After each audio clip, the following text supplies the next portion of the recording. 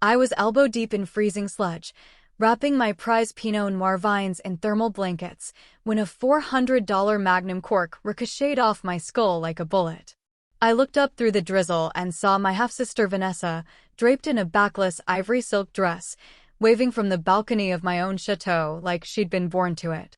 She laughed, bright and careless, then called down to her future in-laws, tech royalty worth north of 8 figures, "Don't mind the groundskeeper.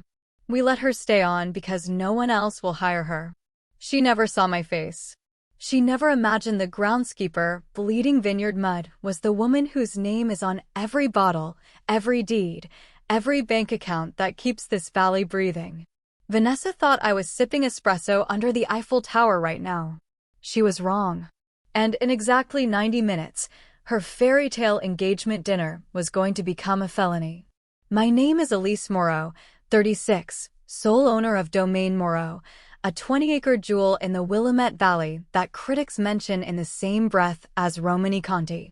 People here call me the Black Widow behind my back because I kill anything that threatens my vines and because I never smile. They're not wrong. 10 days ago, I was booked on the red-eye to Burgundy, meetings with negotiants, a private tasting at La Tache, the kind of trip that can lock in distribution for a decade. Then the forecast flipped, a polar vortex barreling south, temperatures set to plummet to 24 degrees Fahrenheit before dawn. 1 hour below 28 degrees, and my entire 2025 vintage turns to grape-flavored ice cubes. I canceled Paris, caught the last flight home, and drove straight from PDX to the upper vineyard in borrowed overalls and boots, still crusted from last week's rain. I was on my knees checking thermometers when the first Maybach purred up the private road. Then another. Then 6 more. Headlights glittering like a funeral cortege for someone who didn't know they were dead yet. I knew that road. I paved it. Yet I'd left strict instructions. The estate was dark all week. Tasting room shuttered. Staff on skeleton crew. No exceptions. I left the vines to the night crew and stalked toward the house through the service path, staying in the shadows of the lavender hedge. The terrace glowed gold. 50 guests in black tie. A jazz trio I definitely didn't hire. Ice sculptures sweating under heat lamps.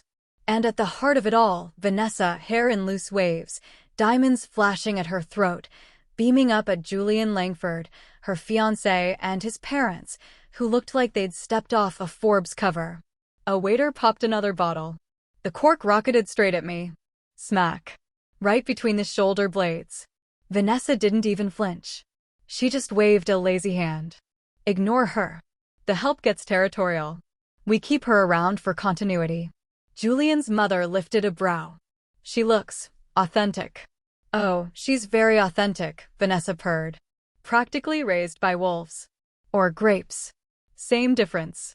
I could have roared. I could have marched up those stone steps and announced that the wolves own the forest.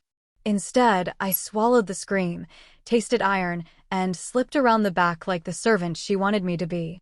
Inside, the kitchen was chaos, caterers I didn't recognize plating foie gras on my grandmother's Limoges. I found my new assistant, Mia, near tears by the walk-in. Elise? I thought. Show me the approval email, I said, voice flat enough to skate on. She spun her tablet.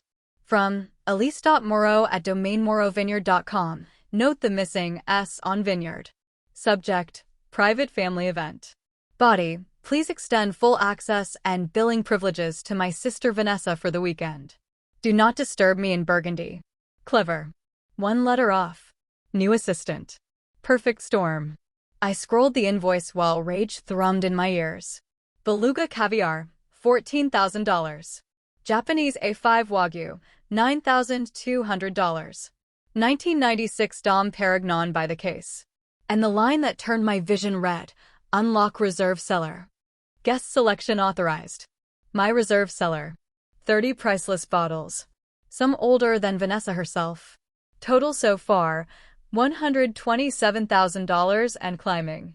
I pocketed the portable card reader from the events kit, told Mia to lock herself in the office and pretend to be sick if anyone asked, then headed downstairs to security. Tom, my ex-Marine head of security, took one look at me, mud-caked, murderous, and reached for the radio. Not yet, I said. We watched the monitors in silence. Vanessa giving tours of her wine library. Vanessa promising Julian they'd turn the back 5 acres into an equestrian center after the wedding. Vanessa letting Julian's father open a 1982 Petrus I'd been saving for my 50th birthday. They toasted. They drank. They laughed. Every swallow was another now. At 8:47 p.m., the caterers rolled out the dessert, individual dark chocolate spheres that melted to reveal gold-leafed raspberry mousse. The final bill hit $198,430. I stood. Mud cracked off me like old armor. Lock every gate, I told Tom. Then open the terrace doors. I didn't change. I didn't wash my face. I walked through the kitchen, past the gasping staff, straight into the dining room where 50 faces turned toward the creature dripping valley dirt across 18th century parquet. Vanessa saw me last. Her champagne glass froze halfway to her lips. "Hello, little sister," I said, voice carrying to every corner of the suddenly silent room. "Lovely party. Shame about the felony fraud, grand theft, and trespassing charges you just racked up on camera." I held up the card reader like a judge's gavel. "Let's settle the bill, shall we? $198,000. Cash, card, or prison jumpsuit?" Julian's mother dropped her Petrus. It shattered, bleeding a fortune across my floor. Vanessa opened her mouth. Nothing came out. I smiled for the first time all night.